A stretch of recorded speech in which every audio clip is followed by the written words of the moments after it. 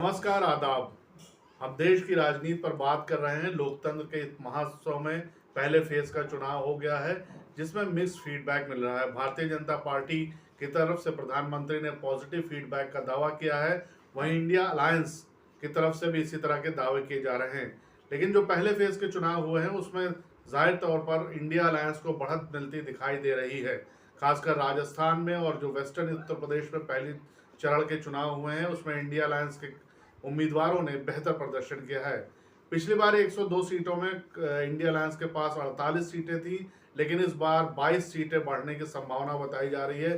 खासकर जो ग्राउंड पे लोग बात कर रहे हैं या ग्राउंड पे जो फीडबैक मिल रहा है। लेकिन हम इसकी बात नहीं कर रहे कि आखिर पहले फेज के चुनाव में क्या हुआ। हम बात कर रहे हैं आज दिल्ली कांग्रेस में मची उथल पुथल, रार और अंदरूनी कलह की, जिसको लेकर आम आदमी पार्टी और कांग्रेस के गठबंधन का असर धीरे धीरे खत्म होता दिखाई जा रहा है। खासकर पैराशूट उम्मीदवारों का विरोध दिल्ली में कांग्रेस के नेताओं की तरफ से और कार्यकर्ताओं की तरफ से किया जा रहा है। इसके अलावा पार्टी के जनरल सेक्रेटरी इंचार्ज दीपक बाबरिया को भी विरोध का सामना करना पड़ रहा है। ताजा मामला कन्हैया कुमार को लेकर है। कन्हैया कुमार को उम्मीदवारी को लेकर दिल्ली के कांग्रेस के नेता और छोटे कार्यकर्ता खुश नहीं है, क्योंकि कन्हैया कुमार पहली बात बाहरी हैं। दूसरी बात यह है कि कन्हैया कुमार के साथ जो टैग लगा हुआ है, उसको लेकर दिल्ली के कांग्रेस के नेता खफा हैं। दूसरी सीट जिस पर नाराजगी व्यक्त की जा रही है, उदित राज को लेकर, जो उनको नॉर्थ वेस्ट से टिकट दिया गया, उसको लेकर भी दिल्ली कांग्रेस के नेता कांग्रेस के अध्यक्ष मल्लिकार्जुन खड़गे और जनरल सेक्रेटरी इंचार्ज दीपक बाबरिया से खासे नाराज दिखाई दे रहे हैं। बताया जा रहा है कि जो शुक्रवार को एक मीटिंग के दौरान कन्हैया कुमार को लेकर काफी गहमा गहमी रही और जिस तरह से उम्मीदवारों की दावेदारी थी उनको दरकिनार किया गया, उसको लेकर दीपक बाबरिया और कांग्रेस के स्थानीय नेताओं के बीच झड़प भी हुई है, जिसको लेकर पार्टी का आलाकमान काफी नाराज भी है। और पार्टी के आलाकमान को समझ में नहीं आ रहा है कि उम्मीदवारों के चयन के दौरान ये बात क्यों नहीं सोची गई कि दिल्ली के कांग्रेस के नेता इस बात का विरोध कर सकते हैं। कन्हैया कुमार जो पिछली बार बेगूसराय से सीपीआई के कैंडिडेट के तौर पर चुनाव लड़े थे, लेकिन चुनाव हार गए थे, इस बार नॉर्थ ईस्ट दिल्ली से कांग्रेस के उम्मीदवार हैं, जिनका मुकाबला मनोज तिवारी से है, जो मौजूदा सांसद हैं। पिछली बार इस सीट पर शीला दीक्षित ने चुनाव लड़ा था, लेकिन चुनाव हार गई थी।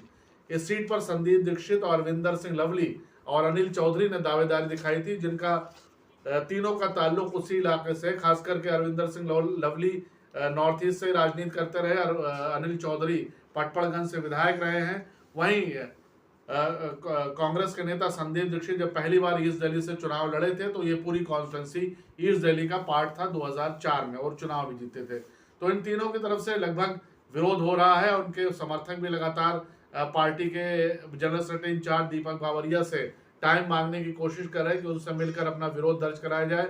लेकिन दीपक बाबरिया चुनाव में कैंडिडेट अनाउंस करने के बाद 3 दिन के लिए गुजरात चले गए। उसके बाद जब लौटे हैं, तब से कार्यकर्ताओं से मिलने के लिए टाइम नहीं दे रहे हैं। जाहिर सी बात है कि आम आदमी पार्टी और कांग्रेस का गठबंधन था। दोनों को मिलाकर अगर बात की जाए तो दिल्ली में इस बार आम आदमी पार्टी और कांग्रेस की स्थिति अच्छी थी।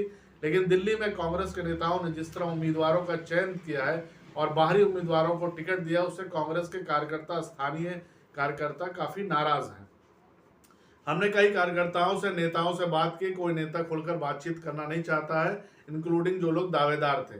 लेकिन ये लोग कह रहे हैं कि वो कन्हैया कुमार का साथ नहीं दे पाएंगे।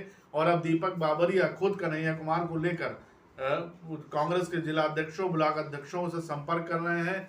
जो कल शुक्रवार को मीटिंग बुलाई गई थी, उसमें काफी गहमागहमी रही। उसमें एक्स एमएलए, एक्स एमपीज को बुलाया गया था, और जिस तरह से वहां दीपक बाबरिया, कन्हैया कुमार और कांग्रेस के स्थानीय नेताओं के बीच बहसबाजी हुई है, उससे साफ है कि सब कुछ हालात ठीक नहीं है।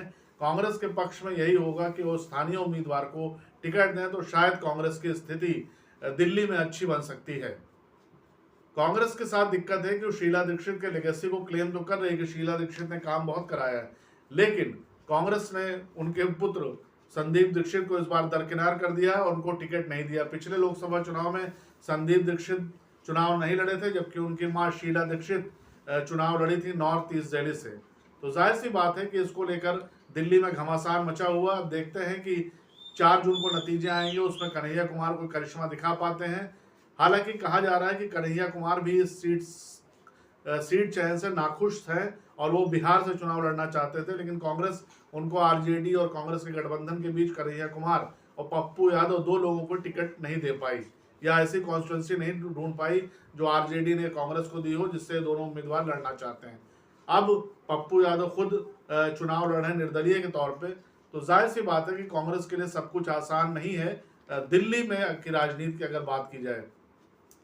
धन्यवाद, फीडबैक का इंतजार रहेगा। लाइक कीजिए, सब्सक्राइब कीजिए और शेयर भी कीजिए।